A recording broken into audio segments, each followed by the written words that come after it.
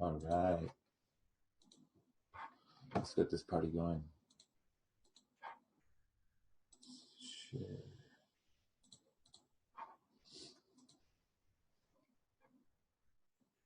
Okay. Perfect.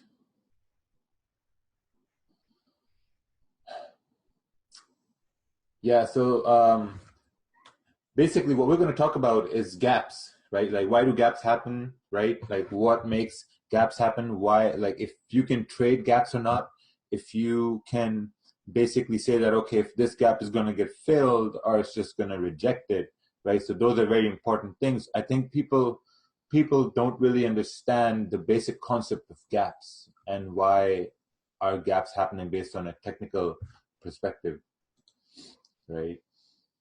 So that's what we're going to talk about. And then what we're going to talk about is losses, right? Like, what happens when you take losses, right? How can you actually learn from losses? Because the thing is, most people don't, like, okay, we're going to talk about losses, okay? Losses and gaps. So welcome everyone from groups far and wide in the Forex community. We have people from all over the place here on Twitch, 238 right now. I think it's going to increase to, like, maybe, oh well, if it goes to 200, perfect. We've broken the record today, right? Awesome. Okay, gaps. How do we see price move, right? Do you really know why price moves? Like, or like, how can you see the price move, right? It's the broker. So what happens is you have the broker, right? You have the broker, and then you have your MT4. Now this is just going to be very, very simple explanation, really, really easy to, like, very simple to understand, basically, right? So you have the broker. The broker allows you to see the price, right? So you see the price when the broker is open. You're seeing the price move, like price moves, like when you see the candles and all that stuff, right? But when is the broker closed? The broker are closed over the weekends, right? So when the broker is closed over the weekends, what happens to the price? Like, why does it gap? Why does the price gap over the weekend? Because it's moving over the weekend, and the only reason you don't see that is that because the broker is closed, right? When the broker is closed, you can't see price move, but price is moving over the weekend. Fundamental events are happening, right? Some news, like when you see Brexit news over the weekend, or you see some like wild stuff happening over the weekend. When on Sunday markets open, you see that there's a gap, right? It's because price moved over the weekend. So let's take this for an example, right? Let's take this for example. Let's say that price was moving like this, came up like this, and it, like, on the weekend, on market close right over here, right? So now weekend came along, and something happened. Let's say this is USD/JPY, right? Let's say this is USD/JPY, and Trump tweeted over the weekend something about, Russia, and that caused the dollar to go down, right? So when the market opens, you see USD/JPY gap down right over here, like price starts from this point, right? So over the weekend, this news caused the US dollar to go down. That's why it gapped down. That's why the price moved down. Over the weekend, price moved down. We didn't see it because the brokers closed. That's why sometimes, when you see these really high volatile news, and then you look on the 1 minute, you're like, holy fuck, this thing gapped down. Oh my God, the news was so bad. Same thing happens here, right? When you see gaps on news, what that means is that price moved way too fast for the broker to realize that, oh shit, okay, price moved here, okay, we gotta put this price on, right? That's why you see those small gaps like on the 1 minute. But when you're on the weekend, the broker's closed, like they don't have, like there's no price movement. So that's why you see the gaps, right? Especially when there's Brexit. Now, when you see Brexit news happening on the normal, daily conditions of the market, it moves a lot. So that's why over the weekend, when there is some Brexit news, when the market opens back again, you see that huge gap, right? So that's why gaps happen. Let's see here. Let's see. So you think MT5 is better to use than MT4? That's totally up to you. You need to use both to really say that, like, what the fuck kind of question is that? You just gotta try it. Anyway, so we're gonna move on here. Let's move on here. Okay, so how do we know if gaps will get filled or not, right? How do we know if gaps will get filled or not? So that is a very, very interesting question. What I want to say here is, I actually want to, let's take these notes. I hope you guys are taking notes, but you got to take these notes too, right? You got to take these notes too, because the thing is, when you have a gap, what you need to see is where is your higher time frame support resistance, right? That's what you need to see. Because when you have a gap on a chart, I don't have an example here right now. If I do get an example of the chart, it's going to take some time. Actually, it's okay. I'm not getting an example. All right, perfect. So let me just draw the things. Okay, so let's say you have the 4-hour chart, right? Let's say you have the 4-hour chart, and then the chart is moving something like this, like this, like this, and then you have a gap, right? And let's say price gaps, so this is where the market closes. This is the 4-hour chart, okay, remember. So this is where the market closes, and then price gaps up over here, right? So price gaps up over here. So now we have a gap. So now what you're going to do is you're going to look at the higher time frame whenever you see a gap, and you're going to see that, okay, where was the most recent support or resistance, right? That's the first thing you're going to do. Step one, you will identify nearest support and resistance, okay? So what you're going to say is, okay, if it gapped from the bottom up, you're looking for the nearest support. Make sense? So you look to see, okay, well, okay, this is probably support, right? You can say, okay, this is probably support right over here, because look what happened here, right? Price came down, it made a support, bounced up, whatever, came down. It should have done a retest, but like whatever, it came down for the sake of simplicity. It went up and then market closed, right? Market closed, and then you have Saturday and Sunday, right? Saturday happened, Sunday happened, some news came out, and then price was moving over the weekend. So you're just visualizing price move over the weekend, right? And when the market opened, you have a gap right here. Price came up right over here. So what do you think? What are the chances that this gap is going to get filled? What are the chances this gap is going to get filled? I think there's a less chance this gap is going to get filled, because this is a 4-hour chart and you have support right over here. So even if price comes down, it's going to bounce from it, because this is going to be your first touch on support, right? Maybe, hey, an hour or two later, it can like break it down and go fill the gap, right? But you got to look at the higher time frame support resistances.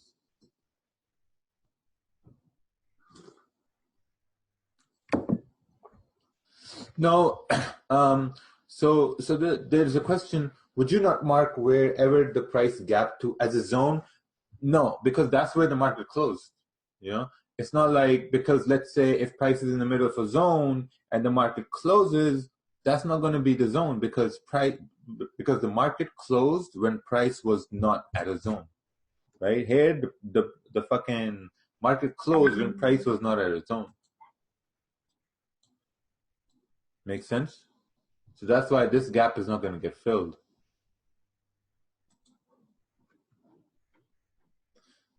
Because this is where the market closed, you got support, and then you got this support here again. So now this support, it becomes resistance if price is moving up, correct? I hope everyone says, yeah, correct, because that makes sense. Because if price will go up, you will say, okay, it's coming up, it's going to do it's going to, support This one will turn resistance, and then we're going to head down. So now, when price has gapped up, that means it has broken this support. It has broken this support right here. So when it comes down from the top, like after it gapped, it's probably gonna bounce. Because look at this. This was like price moving over the weekend. It gapped up, right? So now this becomes support. Went up. So if there's like more momentum or whatever, something happens, it will break down and fill the gap. So this is the instance where gaps are not going to get filled. Makes sense? Like I wouldn't really recommend it. So now let's look at how gaps are going to get filled. Makes sense? So why will a gap get filled?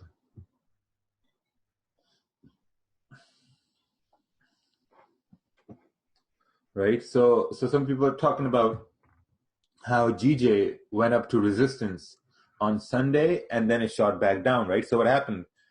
Price was here, it made a support on the 1 hour. This is GJ 1 hour, right? And price gapped all the way down here, you know?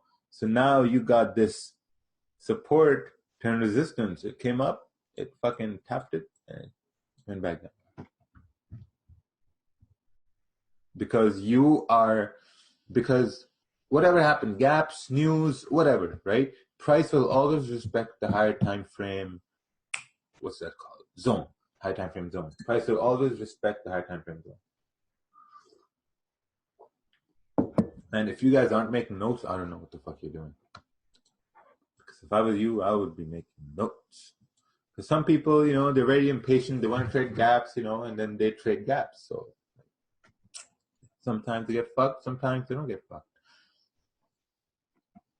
How does the market move on the weekend when it's closed? That's a very good question. How does the market move over the weekend when it's closed? Because the market's moving because things are happening in the world, right? And whatever happens in the world, that affects price.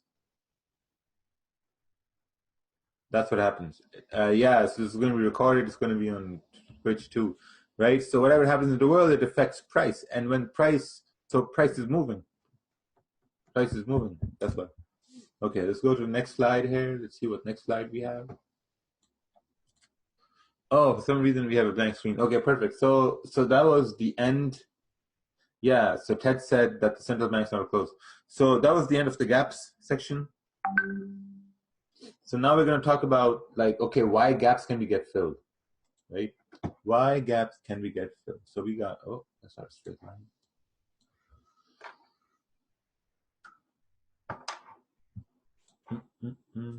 So let's say we have support, we have resistance, right? And this is your 4-hour chart. This is your 4-hour chart. So price came in, did this little dance, like, went up right here, came down, and then it stopped, right? It stopped, and what happened was, now this is where the market closed, right? The market closed. So if this is a 4-hour chart, these bumps, these are on the 1 hour. Make sense?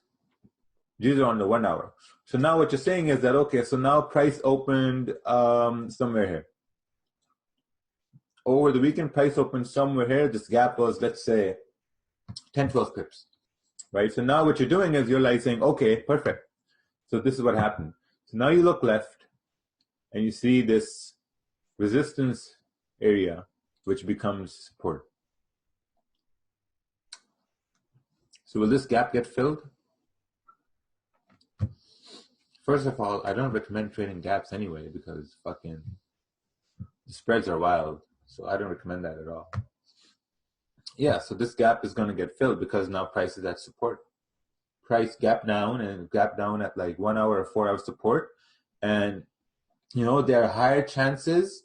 It's not like it's going to 100% get filled, but there are like higher chances that it's going to go back up and potentially might go back up here too. Yeah, the spreads are crazy. There's no reason for you to trade gaps.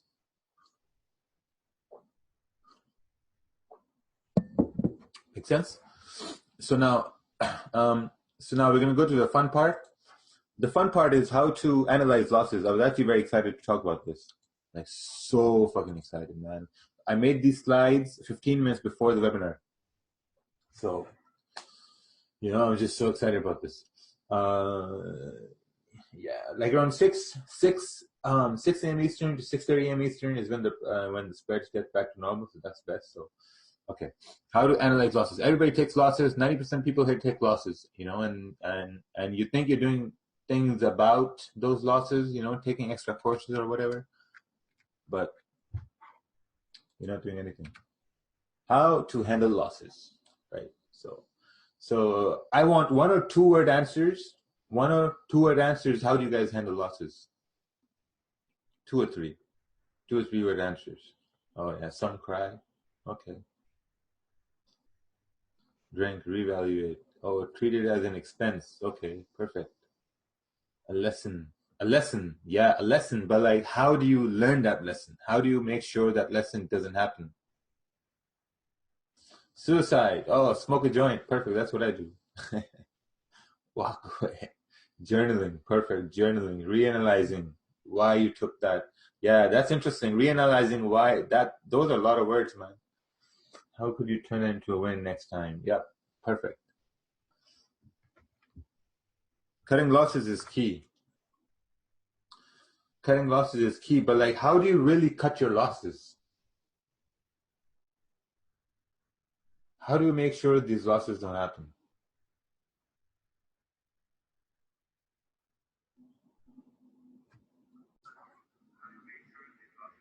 Okay. So let's move on. Let's see this. How do you make sure these losses don't happen? How do you? Okay, so what is a loss? A loss is not because you didn't know what happened. A loss is basically something that you didn't see, right? Something that you didn't take into consideration before you took a trade, right? There's always something, right? And how does a loss get worse? Right? The only reason the loss is going to get worse is that if you have a predetermined risk, right? So let's say that so this happens to most people, right? Most people. This happens to most people that if you take a sell, right? If you take a sell, your stop is like 10 pips, price starts to go up, and then you see an imaginary zone, right? Your mind can play tricks. You're going to see an imaginary zone. You're going to say, okay, this zone is next to my stop loss. I'm going to move this bitch up to 15 pips. You move your stop loss up. Now, whenever you move your stop loss up, that's the end of it. That's the end of the trade. You have just crossed a insanity barrier right over here. And whenever you move a stop loss, I used to move my stops a lot too. I was way beyond the insanity barrier. So now I'm back. So you move your stop loss, right? Price moves up again, and you're like, okay, so I'm gonna wait for the fucking.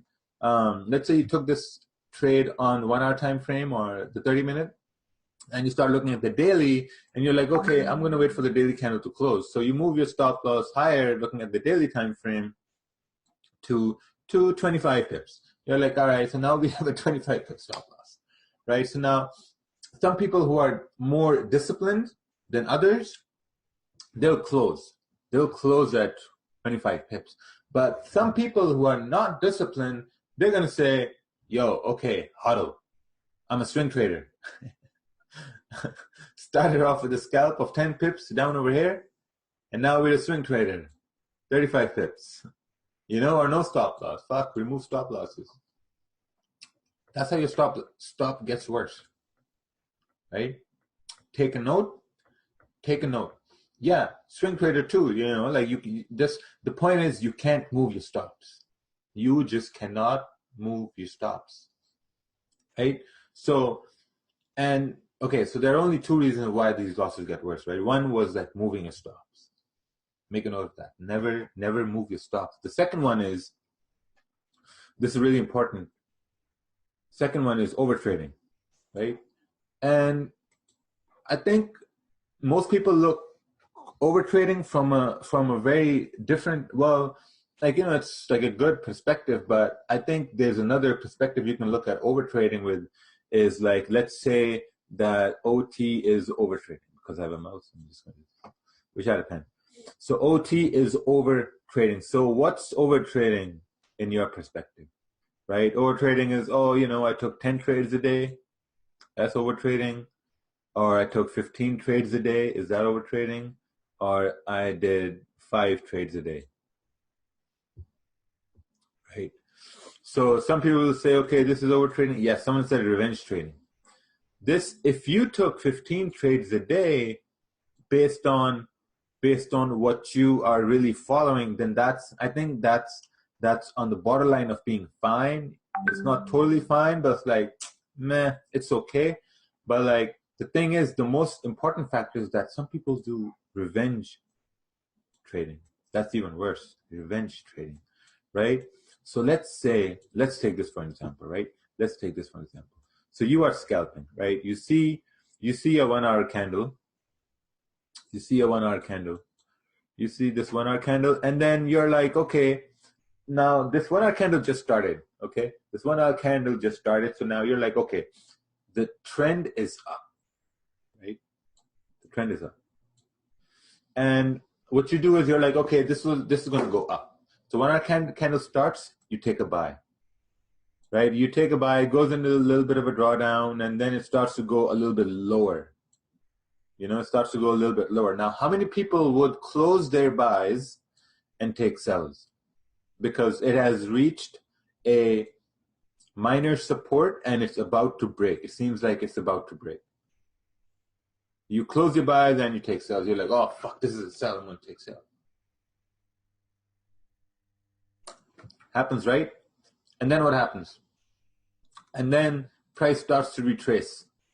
Price starts to retrace and you figure out, oh, shit, this is a buy, not a sell. Oh, my God. So you close the sell and then you take a buy.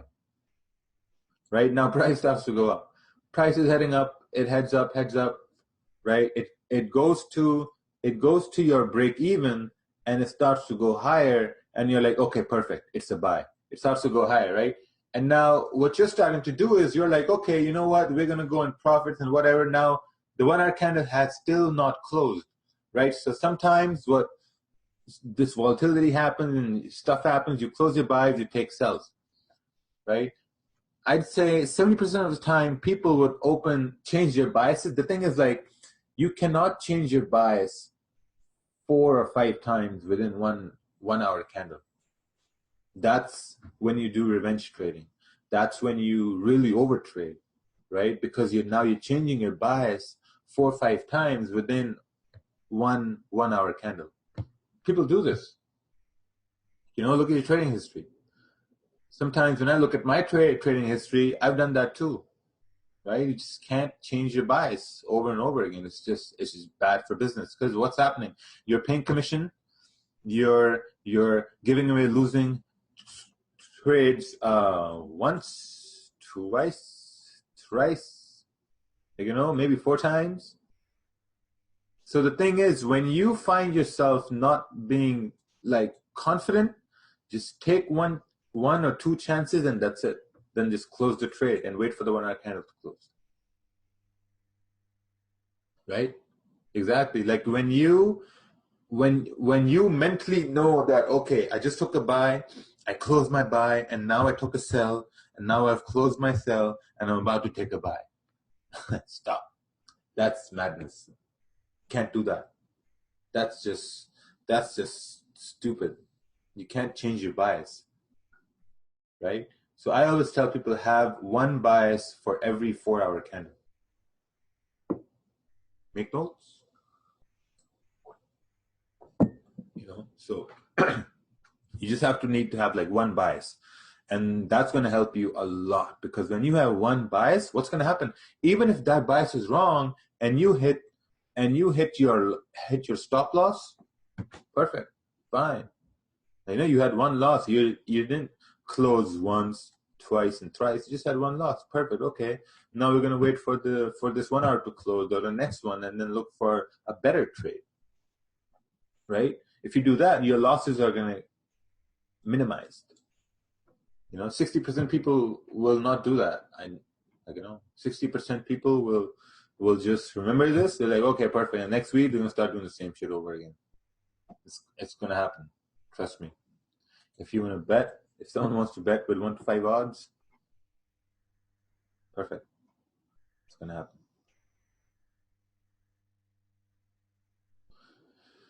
Yeah, so exactly. So someone said when you change your bias, it fucks with your mentality. Yeah, so what you need to do is you just need to stay out of it, man. That's too bad. So let's look here. So does a loss means that you're stupid? Tell me. Is that what the loss means? Does a loss mean like when you take a loss and then you take another loss and then you take another loss? Like, does that mean that you're stupid? That does not mean you're stupid. Because every one of you can like, the idea is that you need to protect yourself from yourself. You are your biggest enemy, right? Because what happens is that when you take a loss and then you take another trade, you take another loss, you take another trade, you take another loss. So what happens now mentally, what's happening is that your mind is getting a little numb to all those losses, right? Because now you get to a point where it doesn't make any sense. That's what happens. Because you take a buy, you're like, okay, it's not a buy, it's a sell. You take a sell without no rhyme or reason. You close that sell, you take a buy. Right? That doesn't mean you're stupid. That means that you're not thinking logically. You're not being rational about things. Right? Because the thing is, the market is going to do whatever the fuck it wants to do. Right? Because now you need to say, okay, so I tried once, it didn't happen. Let's just calm down. Let's just wait.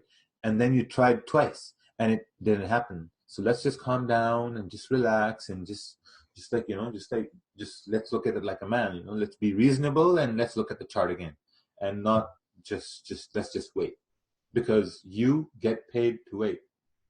Make a note of that. You get paid to wait. I think Alex said that first. Alex, the transfer, I don't know. I think he did. But yeah, like you get paid to wait, because if you took one loss, if you're a really patient trader, you took one loss, now you're waiting for an hour to close, you're like, okay, you know what, I just have to reevaluate. Like, I'm not stupid, but there's something I missed, so I just have to reevaluate. So now I'm just gonna wait for an hour. It doesn't mean you're stupid. It just means that you're not handling yourself, and you need to handle yourself. You need to put yourself in check. Right? You need to say, okay, why? Okay, listen, I gotta relax. I have two personalities. I think I have two personalities. One is called Rakil and the other one is called Raja Banks. This is Raja here, because Rakil, he doesn't have the confidence. He doesn't have the confidence to do runtime webinars or to come on Twitch and do trades. But when Raja's here, Raja knows how to get shit done. Right? So that's why when you sometimes see on Twitch, there are like a couple losses, that's Rakil, that's not Raja. So when Raja comes, Raja just wants to just like relax, lay back and be like, okay, you know what, we just gotta wait. Oh yeah, that's Raja. All right.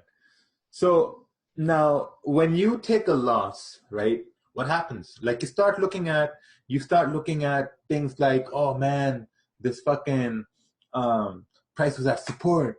Why did I take a loss? I took a buy, they say buy support. Why did I take a loss?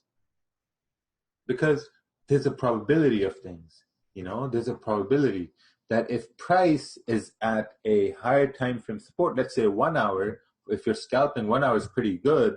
If that's 1 hour support, there's an 80% chance. If it's not 80, if 80 is too high, I would say there's a 70% chance. Please take notes of this, please, I beg you, because people ask me stupid questions. Yeah, there is such things as stupid questions. People, they say there's no such thing as stupid questions. They haven't heard stupid questions. Okay, so there's a 70% chance that price is going to bounce from here, right? 70% chance. So if this breaks, That's just the probability of it breaking. That's just the probability of it not working. Like, you can't say also there was something you missed at support. We're going to talk about that later. We're going to do a simulation as well, I think for like half hour or something. So we're going to try to take some losses, and then we're going to try to analyze those losses and see why, how we could have made this better. Right? So it's not like the market hates you or you're bad. It's just like there's something you missed, because at first, you're at support, so naturally you're going to say, yeah, like buy support. But when you look at the small time frames, there are some things that you might have missed, which you only find out later on, because like everything's great in hindsight, right? Everything's great and makes sense when you look at it after like 2-3 hours. It makes sense, right? But that's the thing, right? So you must have missed something. So I think that's very, very important. Oh, we have 181 viewers on Twitch. I said we're gonna reach 200. Oh, 185. Okay, right? So market doesn't hate you. You probably missed something, because people always say, oh, like price was at support, price was at resistance, or let's say that you took a or let's say that you took a sell, and let's say you took a let's draw a new one. Let's say you took a buy, like and price was in bearish trend, and it broke support, hit your stop loss, and you're crying about, oh man, but the daily was bullish, right? And I still took a loss. The candle were bearish. Why did it happen? This and that. You start asking all these questions, and do you think that helps you? Do you think that really helps you? What does that make you into? That makes you into a complainer, right? Yeah. So someone asked that if you got a stop loss because entry too early. Here's the thing about having a stop loss, saying that you have an early entry. Here's the thing about that. Let me just get on that context. An early entry means, and you got stopped out. Okay, so let's say you took an early entry and you got stopped. Price is coming down. You see the support. Price is coming down, and you're like, okay, I'm gonna buy. Boom, you take a buy. Okay, you take a buy. And this is your zone right over here, and you have just taken a buy right here, and your stop is 10 pips right over here. So what's gonna happen? Will this stop get wasted? Fuck yeah, it's gonna get wasted. It's gonna get wasted, come back in the zone, and what's gonna happen? It's gonna come back in the zone. You got stopped out from buys here. What you're gonna do? You're gonna see it coming down. You're gonna take sells. You're like, oh boy, we're coming down. This candle is bearish. It's gonna break this zone. You take a sell. And what happens? You become the wick, because it's at support and goes up. And before you realize it's a buy, you close your sell over here, and then you take a buy. You're like, fuck yeah, we're going up. And what happens? It starts to retrace a little bit. Become the wick again. Has this ever happened to you? I'm pretty sure it has happened to you, man. This happens to everybody. Fuck. When you're starting trading, this happens to you. You become wick multiple times. That's like double penetration for a new trader. It's like the market double. It's not like the market's doing that. It's you. You're double penetrating yourself, right? Because now you're asking questions like, because if you take a buy, okay, if you took a buy right over here, and it retraced and hit your stop because your stop was now above the zone again, you're going to say, oh man, but this candle was fucking bullish. This candle was bullish. It should have gone up. So because now you're not thinking logically. You're just saying, but it was bullish, should have gone up, man, crying like a child, like this is complaining. This is not studying your losses or learning from your losses. That's fucking complaining. Right? So we're going to look at the opposite of that. Like how can you make it opposite? So we're going to look at that. We're going to look at that after I have a sip of coffee.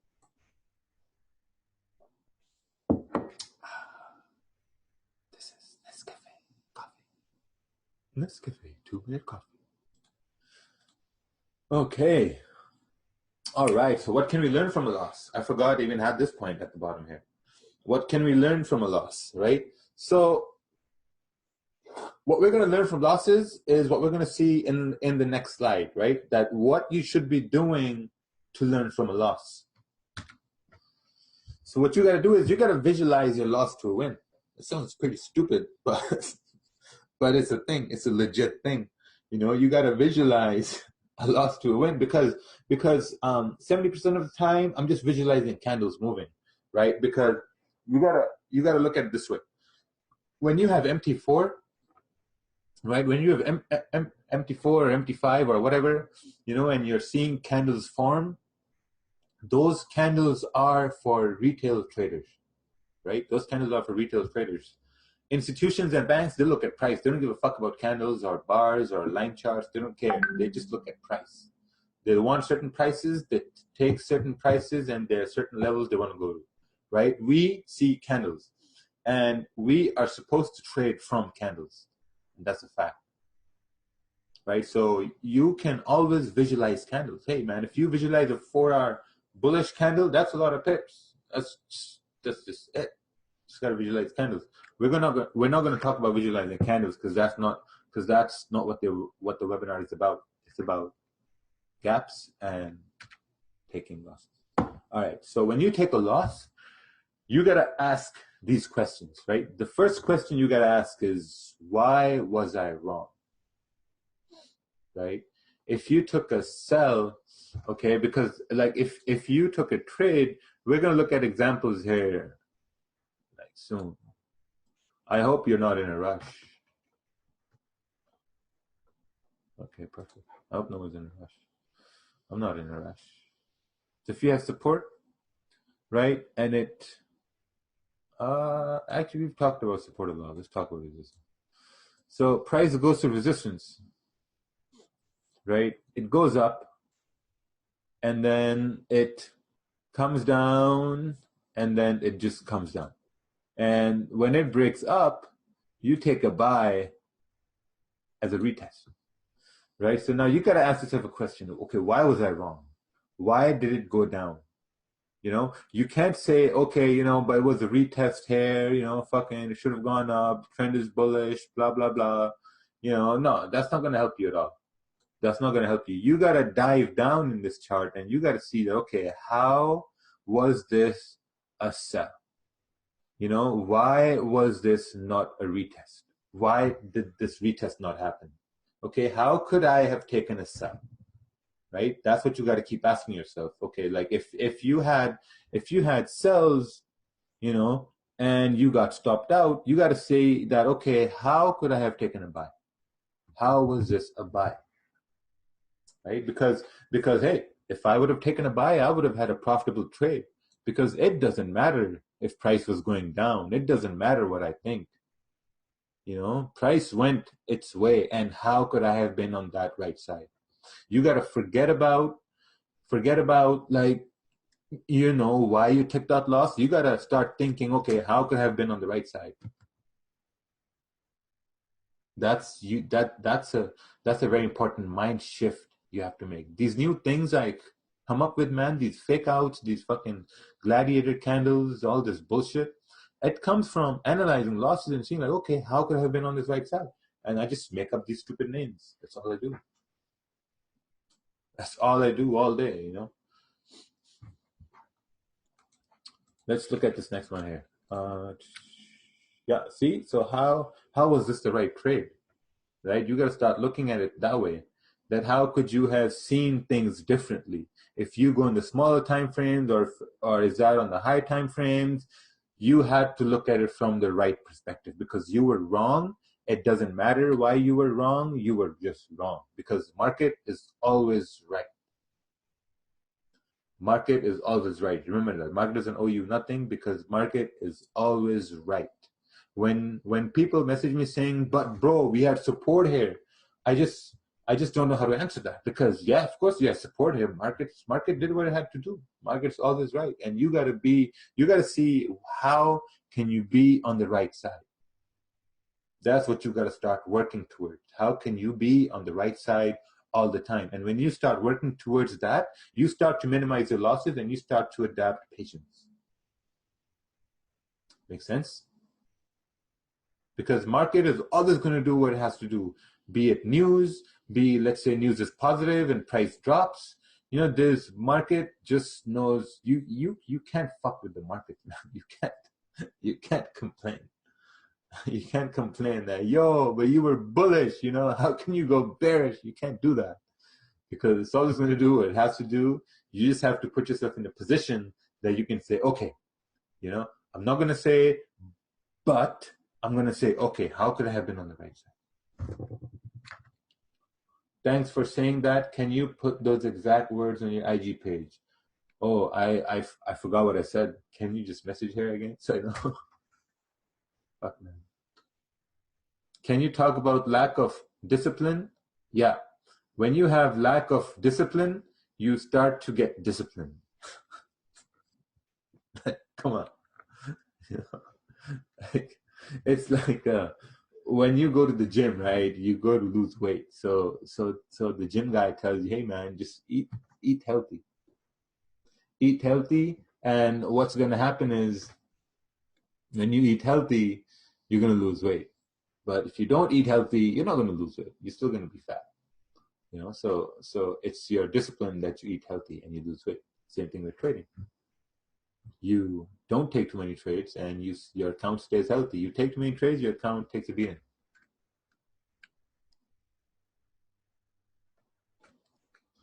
Yeah. You know, because the market's always right? You probably missed something.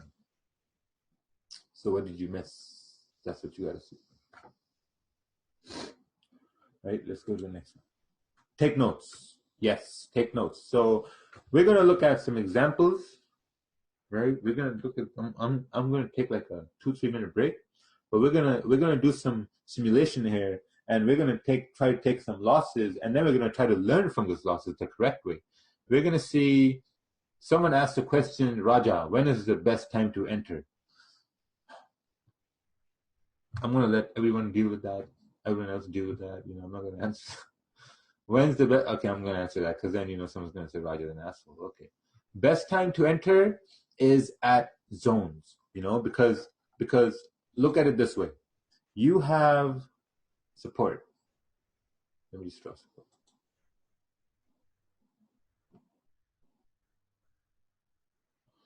You have support and you have resistance. Okay. Now, let's take a look at this. So now price is coming down, you know. Now, when price is coming down, you got to tell yourself, okay, where will I place my stop loss? Okay, if price is coming down, where are you going to put your stop loss? You're probably going to put your stop loss below the zone, right? Below the zone, you're going to put your stop loss. So now you got to measure how many pips of a stop loss do I want, right? So I want examples here from everyone here. How many pips are your stop losses? Like, what's like an okay stop loss for you guys? 10. Oh, some said 20.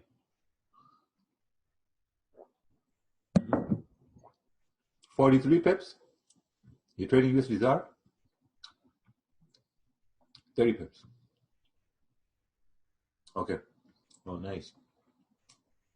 10 to 50 pips. Someone said 10 to 50 pips. Brother, you got to relax on that 10 to 50 range. 10 to 50 is a big fucking range. Right? That's a big fucking range. So now, okay, so check this out. Right? So let's say this is a 1 hour time frame. Okay? Check this out. This is going to save your life, hopefully.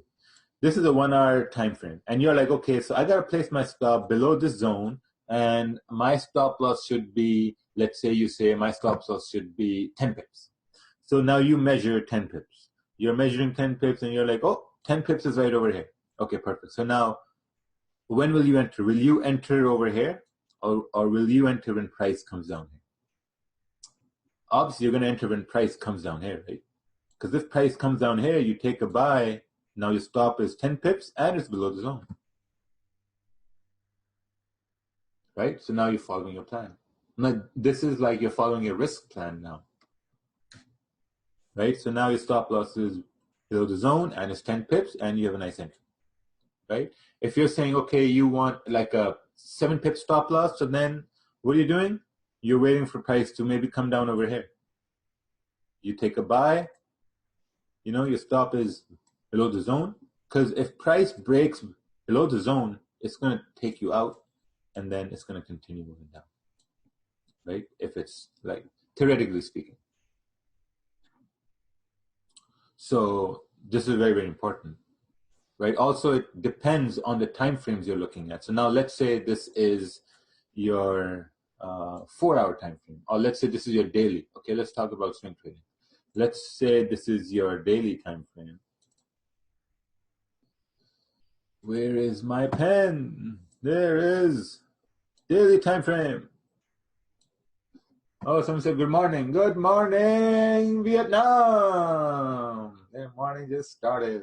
All right, let's say this is the daily time frame, and you're saying that your stop loss is going to be 20 to 30 pips, right? So your stop loss is below. Now daily zones are bigger zones. Okay, let's just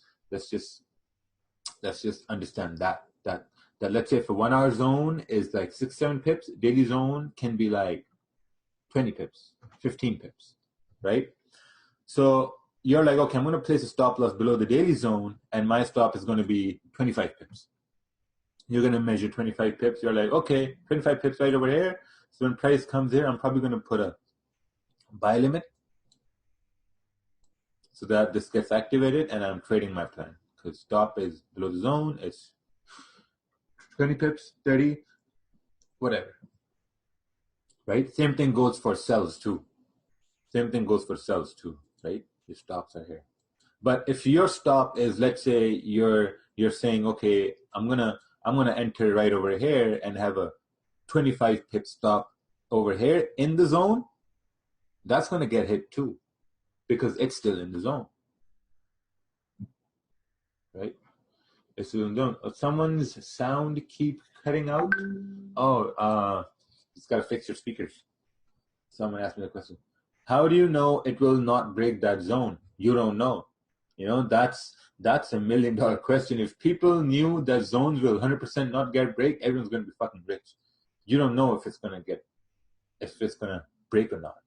You just don't know. You just go off probabilities, right? That if a zone breaks, hey, there was a chance it's going to break. What do we talk about? That's going to be 70 to 80% chance that at least a 1 hour zone and higher are gonna, price is gonna bounce. That's just a probability. That's the probability of anything in life. You go out to drive. How do you know you're not gonna get hit? How do you know that? You don't know that. Someone can hit you. That's why you got seatbelts and brakes and deadlights and stop signs. Right? Same thing over here. There's a probability. So. Same thing as like if you drive down a one-way street, if you go down the opposite way, what's the probability you're going to get hit? That's like an early entry on charts. You take an early entry and you have a stop loss above the zone here, there's a probability it's going to get fucking stopped out. If you go opposite way on the one-way street, there's a probability you're going to get hit. High probability. Or if you go the right way, there's very, very low probability. Right? Same thing here. If your stop is below the zone, there's a probability it's not going to get hit. There's a high probability it's not going to get hit. That's the thing. If you aren't winning 90% of your trades, there are no such thing as there's no such thing as a mental stop loss, man. Ted just mentioned it. There's no such thing as a mental stop loss. If you think you have a mental stop loss, man, good luck. Mental stop loss doesn't work, because when you have a mental stop loss, right? Okay, let's Let's see what happens when you have mental stop loss. Okay, let's talk about mental stop losses. You have a mental stop loss, okay? You're like, you say, every morning you wake up, you look in the mirror and say, yay, man, I'm a good fucking trader. Fuck yeah, let's go trade. Okay, so you come to your trading station. You come to your trading station and price is coming down, you take a buy here. All right, we got a buy over here. And price is coming down, it goes below the zone, and you're like, okay, yeah, I got a mental stop loss. I'm just gonna mentally move my stop down to a bottom zone here. It comes down, and it goes up. It goes up. You're like, okay, perfect. I got a mental stop. I'm a good trader. I have patience. I'm gonna wait for price to come up to break even, and then I'm gonna close because you got a mental stop loss. What happens? Price comes down here again, and you're like, oh, okay. You know what? I'm just gonna probably hold just a little bit, and if it's a trending pair, let's say gold or GJ, it's gonna fucking shoot down. And you're like, oh shit. That's what happens to mental stop losses. And you're like, oh man, why? The candle was bullish. Why did I fucking take a loss? Oh, candle was bullish. We had support. We had this. We had that. That wouldn't help you. But now when you look at it in a way that, okay, hey, wait a minute. It broke support. It bounced up. Now this support turned resistant. Interesting. So this is what happened, because market's always right? Market always right. Market always has a rhyme and reason. But since you had a mental stop loss, you didn't see the setup.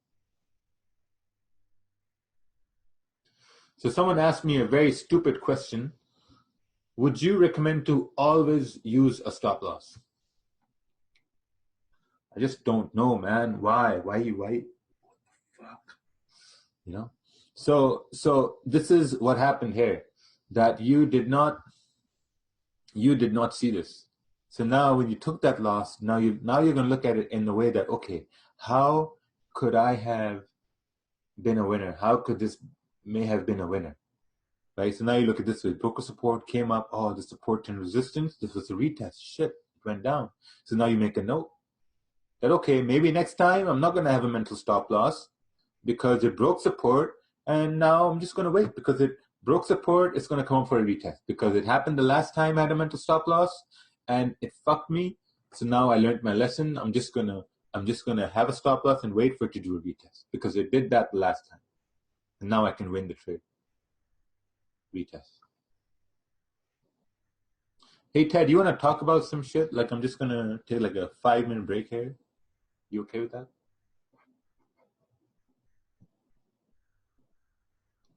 Yeah. Ted. Hey, hello. Hello. Hey. Yeah, I think it's funny because we talk a lot about the same things over and over again, and really trading from a retail standpoint is very basic. The reason why I say that is because there's only so much information we know as retail traders. Like if you notice what you are being educated with, what you sort of work with, everybody uses the same thing. Honestly, you haven't seen someone come into the online world and say, hey, I can show you an institutional panel where I can show you what we're doing today at Goldman Sachs. So with that being said, everyone has access to the exact same information. It's how you apply this information and where your work ethic comes from. And once again, this is different than high school. This is different than university. I think a lot of people, and I've said this before, skated through school, skated through university. There was no effort required. I went through university. You could literally copy off your neighbor or get last year's term papers or do whatever you need to do and never have a problem and pass university and you're done. You can go work at a job every day and you can just passively sit there and spin around in your chair all day and you'll probably keep getting paid. This is the first, unless you're like a champion bodybuilder or a professional athlete, this is probably the first real test you've had in your life. And I think this is the reason why people don't understand the effort that's required to get into this. And every time you're working in this, and especially when you're younger, you haven't experienced a lot of life's ups and downs yet. Like you haven't been really put to the test. And what I mean is you're back to the wall, like literally making life decisions. You know, if you live at home, you're never going to have a problem, right? Your parents are always going to give you a meal. Go start with zero on the street and see if you can go from being homeless to having a home, right? That means getting a job, finding a place to live, being able to budget, doing all these different things. You'll suddenly realize how hard it is, because it's the same reason why kids come back from university, they go back to their parents' house, because it's a safety place, right? You don't have to exert effort. You don't have to be scared of things. So now when you look at trading, and you say, well, I want to become a good trader, I want to make money, you toss your $100 into your account, your $500 into your account, and now it's the real world. Like there's no one to copy off of. There's nobody to turn around and say, well, everyone, let's take gold buys today. And you know, you enter in the gold buy at like 12:05 and you close at 12:07, and now you're done for the day, right? There's no way that anybody can do that.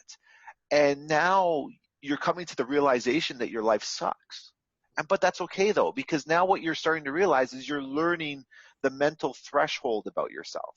You're understanding what your limit is, and now you as a person now have to build out that limit. And what I mean by that is you sit around and you get frustrated and you know, everyone's a scam, everybody's this, I hate Ted, I hate Raquel, I hate whoever. That's acceptable. You're going to hate us because of the fact that we're the first people that have actually come into your life and said, hey, this shit's hard. We're here beside you, but I can't tell you when to take a trade. I can't tell you how to control discipline. I can't tell you how to control your emotions. Like, what do you want me to do? Every time that you overtrade, you want me to come to your house and cut your finger off? Like that, because that's literally what you are asking me to do. You are literally asking me to discipline you when you make a mistake. And you're telling me that you do not have enough discipline in your body to understand that throwing away $100 every day, or $500 every 2 days, or $1,000 every 3 days, you do not have enough discipline to understand the value of that money.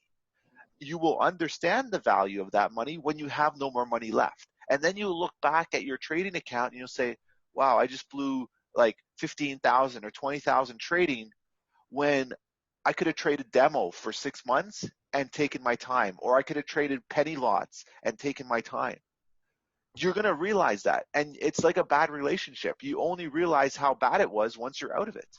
So if you want us to kick your ass every day, I will. And I tell people all the time, you're making the same mistakes, but it's up to you to consciously believe that I either want to do this and I want to be successful, or this is just a game for me and I'm just willing to gamble. And if I'm willing to gamble, I just need to go to the casino and I don't have to really worry about anything else. I'll go play blackjack, make $500 and I'll leave. You have to put everything into perspective. And like I've told people, this is the hardest thing you're ever going to do in your life. And if you don't believe that, if you think I'm joking, sit in front of the markets when there's unexpected news and you don't have a stop loss and watch your account blow. Sit there for 3 hours at a time and then shut your computer down, and then on the 4th hour the market moves like crazy and it would have moved to where you thought it was supposed to go. So this is where mentally you have to be strong, and you have to understand that this is a grind every single day. Not every day is a trade. Even though everybody around you, and it's funny because I know exactly what you're all thinking. I think the same thing too. I sit here and we're in the Twitch webinar every day, and we all take trades, and everyone goes around and takes trades. Oh, buy here, sell there. Oh, look at this. Oh, it's going up, going down. Then you go on social media. Oh, I just took like $1 million trade here. Oh, I just stacked 20 positions there. You have so many people telling you how good they did, and then you're sitting there in your basement or in your room, in a closet, wherever the hell you're sitting, and you're looking at your charts going, I can't find a trade. What am I doing wrong? But you're not doing anything wrong. That's the point. You're not doing anything wrong because you haven't risked anything. You haven't lost any money. You haven't done anything wrong. It's almost like the world could be blowing up around you, but if you're underneath a rock and you're protected, who cares what's going on around you?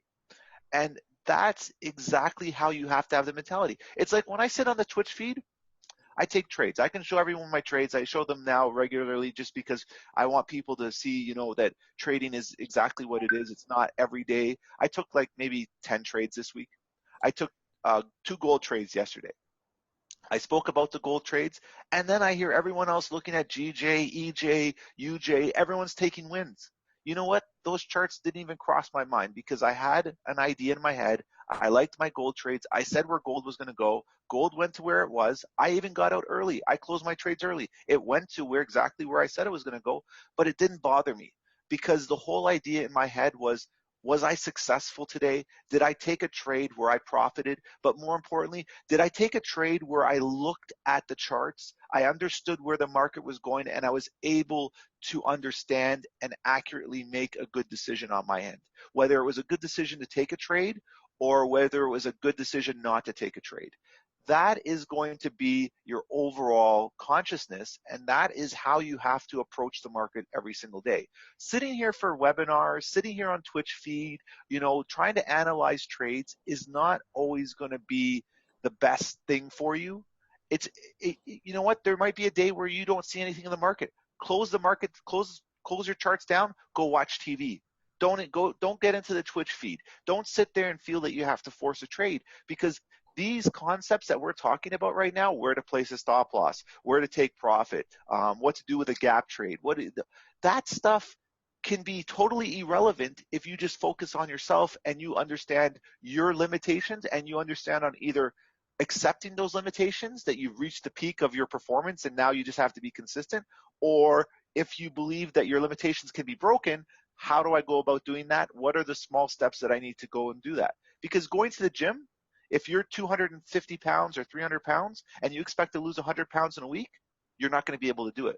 But if you say, hey, I can lose 5 pounds a week, maybe that's more acceptable, so that you know you're on a course now that I could lose maybe 10, 12 pounds a month, and by the end of the year, I've lost 100 pounds.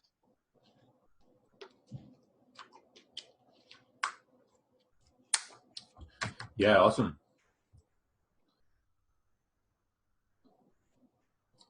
No, that's great.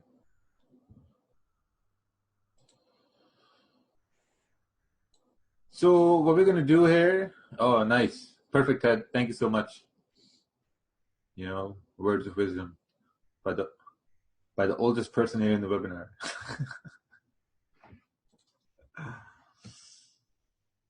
Okay, so those of you wondering, yes, perfect. See you tonight. I'll be there by like 9:30, 9:15. I'll get the seats.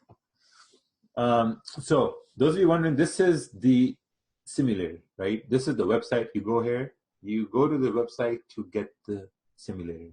So what we're going to do here now is, this is a Zoom chat here. Okay, we're going to start a simulation here. Let's see here. So, what year should we go? No, our years are going to be 2018. No doubt. What's happening here? Oh, your JPY.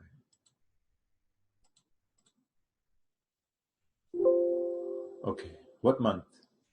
What month, my Zoom people? Tell me the month. So this is where you choose the months.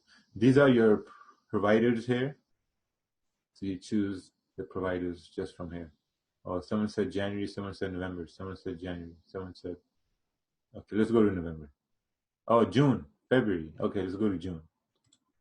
Let's go to June. Okay, June the 10th, 11th, 17th, 24th. 17th, perfect. 17th, June 17th. This, and then this is where you choose the timings on this simulator. You choose your times right over here. And then this is your leverage. And this is your days. You set your dates from here. All right. You start simulation. So what we're going to do is we're just going to, oh my God, the virus. No, no, you. Where, oh, fuck, where did it go?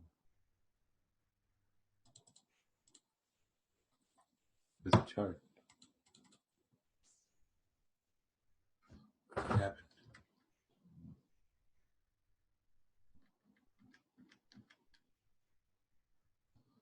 Close this.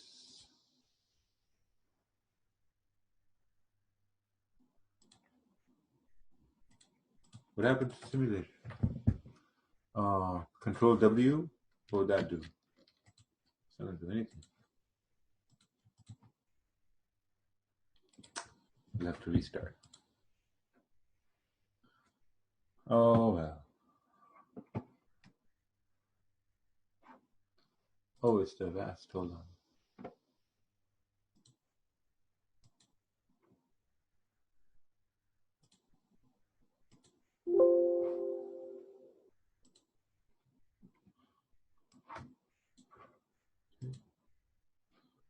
Oh, yeah, you're right. It was a vast stop me.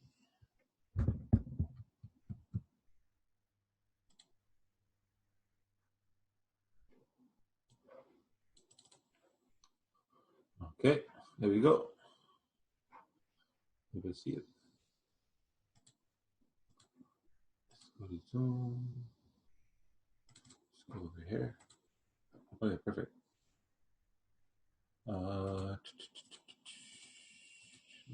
Close. We're gonna go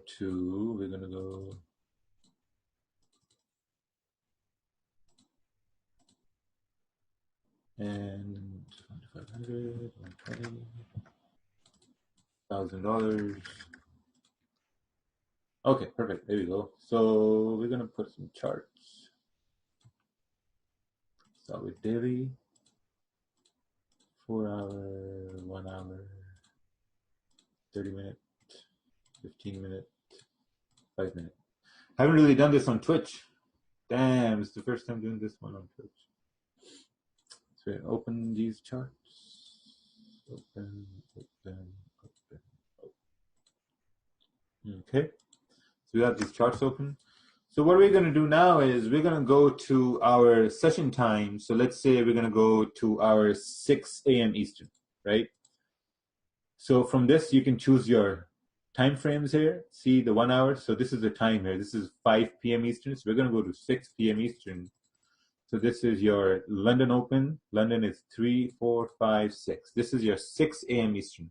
So what we're doing now is, okay, so now what do we do to analyze first, right? What's the first step that we do to analyze? We make sure that we have support and resistance. Make sense? So what I really recommend people to do is go to the 4 hour charts, and then you're trying to see, okay, where is your support, right? I guess support's right over here, down over here. And then you try to see, okay, where can be resistance?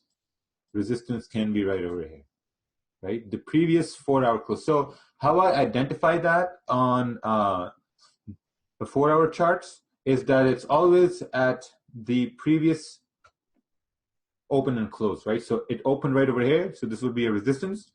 This would be your support. Plus, if you look left, you got support here as well, right? 6 a.m. Eastern. And now you go to the 1 hour. So actually what you can do is you can actually copy these support resistance lines on the 1 hour as well, right? So here we go. So you got the 1 hour resistance, and then you got the 1 hour support. So what's going to happen here? Let's look at 30 minutes like this. So let's look on the 4 hour. It's going up. Let's look on the daily. Daily's trying to head down. 1 hour. So now, basically, what you're going to do is, if you're looking for buys, right, you're basically looking for buys down over here, right? So now what you got to do, you got to look at this 1 hour candle, and you got to say that, okay, if this 1 hour candle, you got to see, okay, if you take a buy, first of all, where is your stop loss going to be, right? Your stop loss is going to be below this 1 hour candle, which is right over here. So how big should your stop loss be? 10 pips. So you got to measure 10 pips. It's right over here. So you can take a buy if price comes down to, 146.409 or somewhere down over here. So let's draw a shaded area. And let's say this is the area where we would be comfortable taking a buy. Make sense? Because the 1 hour is bullish, 30 minutes is bearish, so, the 1 hour is bullish. So this should head up as long until price stays above this 1 hour candle. Make sense? So what are we going to do? We're going to allot our risk. So we're going to use 1% risk on a 10-pip stop. Make sense? The daily looks like this, right? So we're just for the sake of examples, we're going to do this. And then what we're going to do is, and then we're going to look at it as like, okay, like, you know what, how could this been a, if we lose this trade, we're going to start looking to see how could this been a fucking winner. Okay? Makes sense? This simulation is not to win. This simulation is to teach you how you should do your, how do you analyze your losses? So just relax. You know what I'm saying? It's coming down. Right? Also look at the time, right? Also look at the time. Look how many minutes are passing here. So we're looking at the time.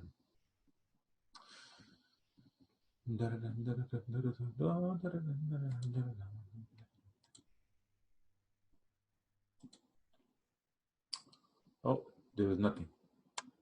Right? Don't worry. We're going to look at everything. For now, we were just looking for a buy if price came down here so that we could have had like a nice stop loss. Right? But what happened here? We missed this trade. Right? That's okay. The 30-minute candle is about to close and we're going to look at it.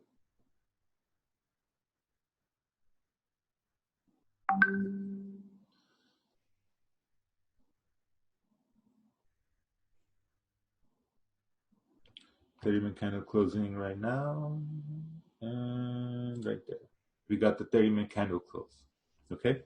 So now, 30-minute candle close. So now what we're going to see is that, okay, how, like, why did it not come all the way down, right? Because now look at this.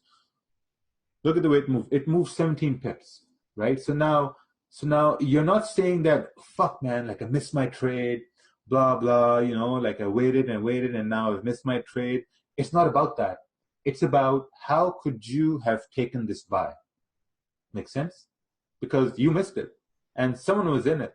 And then you could have taken this buy. So now you got to look at yourself and see that, okay, how could I have taken this buy? So now we're going to look at that. Like, how could you have taken this buy, right? So let's go to the 30-minute, right? You have the 30-minute, and now you're looking to see that, okay, you know what, maybe, hey, look at this. This must have been a booby trap candle, right? And it reversed. But now what you also find is that, okay, does this make sense now? Does this make sense right over here? Right? Does this make sense? So now let's go to the 15-minute time frame. Smaller time frame so we see more information. Oh, okay. This makes much more sense now. Because now if we tell a story on the 15-minute, that okay, price came up, you know, kind of like, you know, we had this exhaustion up there and down, and this 14 EMA was kind of like trailing it. So you know, maybe hey, this made sense here in this time. So now you make notes that okay, you know what? 30-minute candle close here. There was kind of like support. Momentum was up since price was bouncing from a 1-hour support. So hey, maybe like, you know, the 4-hour was bouncing from a strong 4-hour zone. So this had to go all the way up to the zone. Does that make sense? Or what you say is that, oh man, I was looking for a buy and fucking this thing should have came down, and you know, like, no, you're not looking at that like that. You're looking at it like, okay, how could I have been in this buy? So now you make notes. You're like, okay, perfect. Right? Perfect. So this was a support here. This was like a higher low price made to continue moving up. Make sense? So now what's happening? Now we're reaching a 1-hour resistance, right? So far we haven't taken a trade, right? We're reaching a 1-hour resistance here. So what do we do? Do we sell? right here, or do we wait for this 1 hour candle to close? Right? Because if you're saying that you have to wait for the 1 hour candle to close, okay, what's going to happen? Maybe price can reverse, right? But now what you got to do is, if you are aggressive, right? Let's talk about those aggressive traders who don't want to wait and shit like that, right? If you're an aggressive trader, maybe you're looking, if you're looking to sell, right? So what do? You got to see where your stop loss is going to be, right? Once again, you got to see where your stop loss is going to be. So your stop loss is probably going to be above, like maybe your stop loss is going to be right over here, 146,690. That's where your stop loss is. And now you got to measure how big your stop loss should be. If you take a sell here, your stop loss is going to be 7 pips. Or if you take a sell over here, your stop loss is going to be like 4 pips, right? So is this like a good stop area? I think it is, right? So we take a sell, and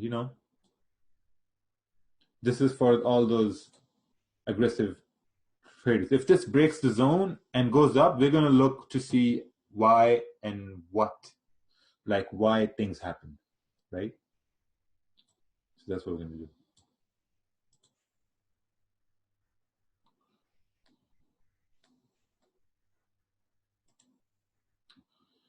So it's just going, right? Because I mean, when you take losses, you always got to look at it from the fact that, okay, how could I have, like, made a better trade or whatever.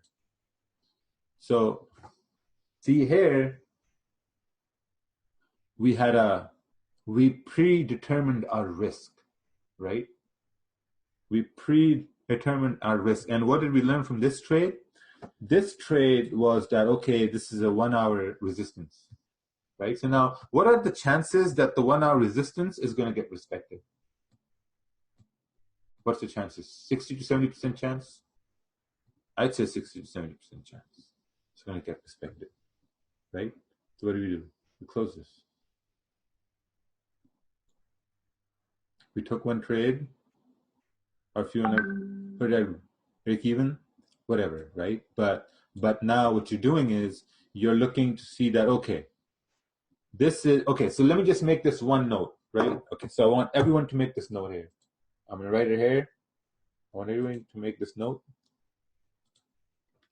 This note is 1 hour support resistance. Best. Actually, let me just do this. 4 hour support resistance, the best. 1 hour support resistance, best. And 30-minute support resistance, better. Right? I personally use the 30-minute support resistance for, like, scalping, because I find that the 30-minute support resistance is stronger than the 15-minute one, because I see some people use the 15-minute support resistance, but that's fine. But here's what, right? Here's what. The thing is, if you're looking at the 15-minute time frame, what's happening? On the 15-minute time frame, you see more setups. If I'm right, just say yes. Just say why. Let's say why. On 15-minute, you see more setups than you see on the 1 hour time frame or the 30-minute time frame. That's just a fact, right? You see a lot of setups. Now, when you look on the 5-minute time frame, you see a lot more setups than the 30-minute time frame and the 1 hour time frame, right? So what happens? So let's take an example, right? Let's say you buy a lot of stuff for cheap from China. Are they going to be good quality? No. What if you buy the same stuff from, let's say, a better brand from Europe? That's going to be good quality, right? That's going to be expensive, right? And you're probably not going to be able to buy a whole lot of it. Maybe you're going to be able to buy like 2 or 3 pieces, but they're going to be really good quality, right? Same thing happens in trading. So now please make notes of this, that when you're looking at a small time frame, let's say the 5-minute time frame, you see a lot of setups. So when you see a lot of setups, they will not be good quality setups. Horrible fucking quality setups, right? But when you look on the 30-minute time frame, setups, you're not going to find them all the time, but they're going to be good quality setups, right? So more setups equals low quality on 5-minute time frame, 15-minute time frame. Why? Because they're weak. They are weak confirmations and they can break easily, right? 30-minute, better. 1 hour is the best, right? 4 hour is the best, right? But you got to wait more. On the 1 hour, you got to wait more for a setup, but it's a good quality setup. 30-minute, you got to wait less, but it's still a good quality setup. 15-minute, you got to wait even more less, but it's not as good quality, right? So just keep that in mind. I have someone here in the group who waits for 30-minute candles to close,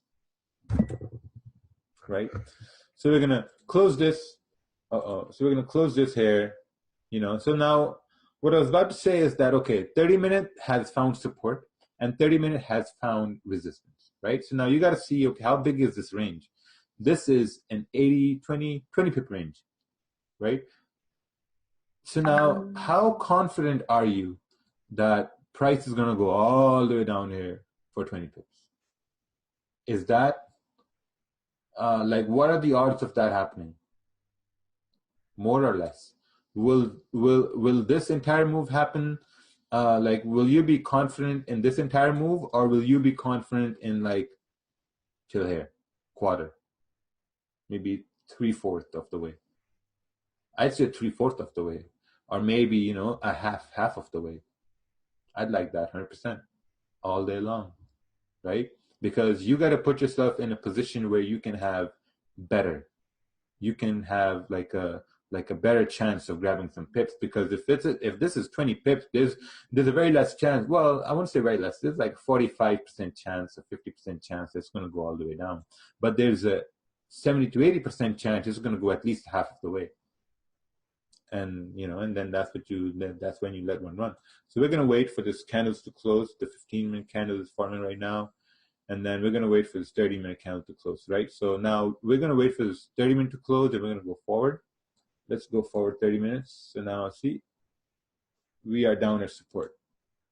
So now what do you do over here? The 1 hour closed like this. What do you do? What do you do here? How confident would you be in a buy right here? How confident would you be? Who wants to take a buy? Who wants to take a sell? Like right now, right at this very moment. Looking at the 15-minute. Buy, sell. Let's look at the 4 hour. Look at this 4 hour. Buy with 5 pip stop loss. Why? The thing is, you have to look for setups. Look at this setup right here. It broke resistance. No, it rejected resistance. And what was this? What was this move up? This move up was the first touch, right? First touch. That was the first touch. So you were more confident in taking sells. Now you have all these candles here. There's no trade. There's no trade. You got to understand that you have to look for visually appealing setups. Not because price is at a support or at a resistance. Are you dumb? You're waiting for visually appealing setups. This is not visually appealing at all, is it? Tell me. Just look at it again. Is this visually appealing? Of course, it can go down, but it's just not visually appealing. It's also at a 30-minute support. It's not appealing at all. So you wait. Yeah, exactly. You wait for something that makes sense to you. See, it's moving down, you take sells, and then guess what happens? I think it's going to do a retrace or whatever, but we wait for this 15-minute to close. See this? Look at this.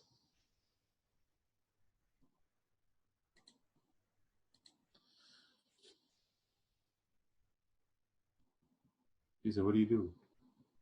Waiting. Is there any news? No, there's no news. You're just waiting and waiting and waiting and waiting, and 15-minute candle closed. We look at the 5-minute. Oh, it's like this. We look at the 15-minute. It's coming down. But you have these supports here. You look at the 30-minute. You still have these supports here. So what? This was 10 pips.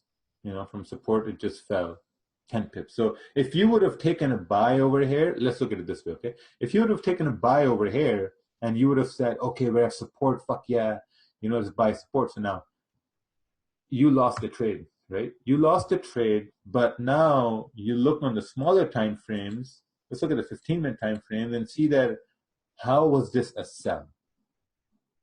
Make sense? It moved down, you know, and remember, market is always going to do what it's going to do. It moved down. So how could you have been in a sell? How could you have gotten this sell? So let's look at it. You know, okay. Let's do this analysis here. How could this been a sell if you were looking at the smaller time frames? Okay.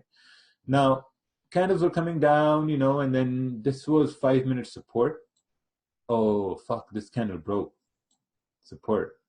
And then this went up for a retest. And then it came down. So you just, you know, quietly make note of this. Oh, okay. You know, this is why it went down. That's it. That's it. That's why it went down. There's no other reason why it went down. That's the only reason it went down. Make sense? This is how, and then when this happens, the next time it starts to happen, you remember this. You're like, oh, fuck, okay, I've seen this happen. So now I can take a sell. Right? Make sense?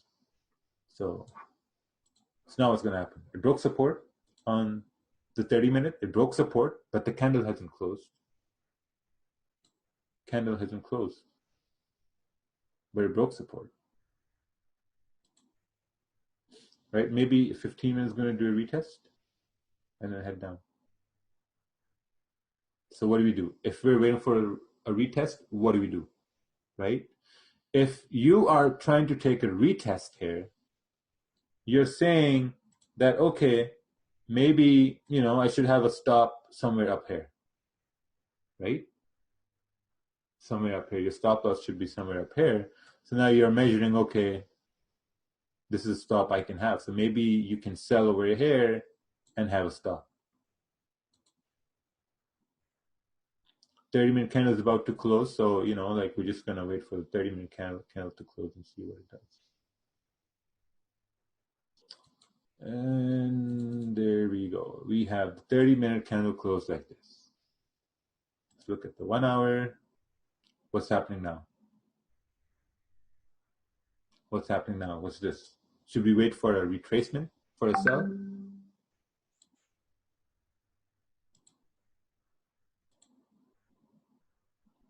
Yeah, so let's wait. So now we got to see that, okay. So now as long as price stays below the previous 30-minute candle, it's good for sells.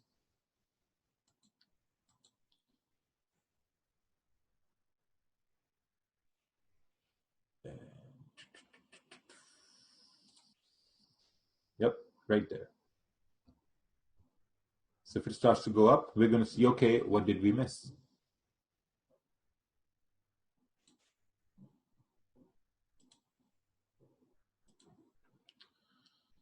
Candles are forming. We're just waiting for candles to close. Okay. See this? Right? So 30-minute broke support. This candle broke support. And then we measured a stop loss. We measured to see, okay, how big is our stop? Okay, we can have a 10-pip stop. We're following a plan, right? We can have a 10-pip stop. And that's cool. Because on the 30-minute, see? Better support resistance. So now 1 hour has broken the support. So now where it's going to go? What's the odds it's going to come way down over here? Right? So you close some position. Let rest at break even. And you let it run. Right? You let it run. So now you don't know where it's going to go. You've just taken your profits of what you wanted to take. you know, when you're scalping. So you're just letting it run. You know, you don't care where it's going to go.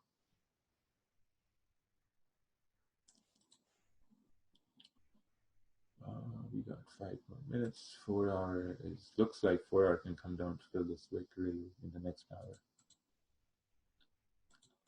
Then we got the 1 hour close. Okay. See this retracement. Stopped out. So now what do you do? Now what do you do? What's the game plan now? Wait. Okay. Wait. Or look at the stop here. Look at the stop. Sell again? Yeah, you can sell again. You can sell again, but now you gotta understand that, okay, it just look on the 30 minute, right? Look at this. So I wouldn't be too confident, because if this is making a range here, this mini range, you know, I'm like okay with this, because we already took 2 trades. Do you set your stop loss amount based on the range of the zone? I just did this twice, Gonzo. But this is going to be recorded, because I'm not going to answer any questions. I'm actually getting late for swimming class. So yeah, we're just going to sit one out, but their chances is going to go down, because there's momentum and there's 1 hour resistance right over here, you know. So we're just going to, let's go to the next 15 minutes. Now the 15 minute has closed like this, so it should come down here. Let's go to the next 15 minute candle. Awesome. See, so now it's going to fill this range. So this again, it would have been a good trade, right? Because it was 1 hour support resistance. Makes sense? So now it's going to go further down. Look at this 30 minute. So now this is not a sell. Now, because if you missed this trade, you missed it. That's the thing, you missed it. So the sell was from up here, not from up. But this is not a sell, because now if you're taking a sell, you're risking a 20 pip stop. Because now look at this. You got to make sure price stays below that 30 minute candle. Even though it can go down, it's just good practice. Right? Let's go to the next 15 minute close. And let's go to see that. If you would have taken a sell, you would have gotten fucked in the ass. Let's go to the next 15 minute candle close. There we go. See? So now, this was visually appealing here, right? This trade. This was visually appealing. Now, is this trade visually appealing? Look at this 1 hour. Is this visually appealing? Where's it going to go? We don't fucking know. It's not visually appealing at all. This is the new 4 hour candle, right? So it's just gotta wait. Just gotta wait. But anyway, I'm gonna go. I'm actually getting late here. I have to go attend to some activities. But I hope this was educational and you guys found some sort of value in this, because I did it from the depth of my heart. Okay. All right, everybody. Have a great Sunday. We'll see you in New York session. Take care, everyone.